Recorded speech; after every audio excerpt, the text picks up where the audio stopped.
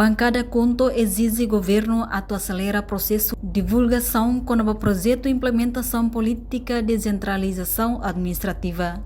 Deputado Antônio Verdial explica política de descentralização administrativa, maka programa no governo niang atu promove desenvolvimento e a nível local, lihusi transferência poder no responsabilidade governo central ba nível município.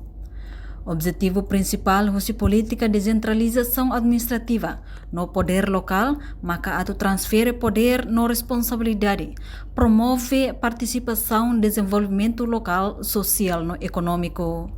Polia quando a participação, claro, o governo local per for oportunidade, mas ele não tira, atu participa e a rola decisão de cria processo de desenvolvimento neve inclusivo. Não é mais serviço público município será, bela oferece serviço público não é eficiente, não é efetivo, inclui saúde, educação, infraestrutura, basira ninia comunidade.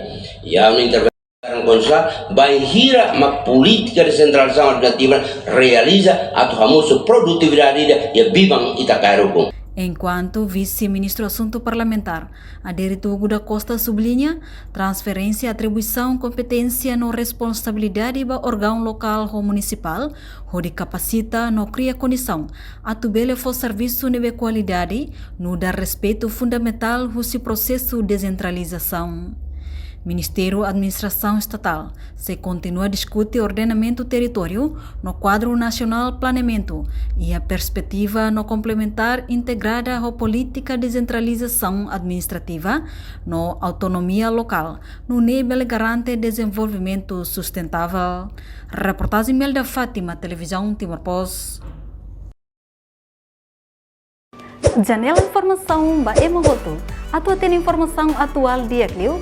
Kita haluha, hane yang botão subscribe, like, halo comentário no Fahia Tutang ba media sosial hotu.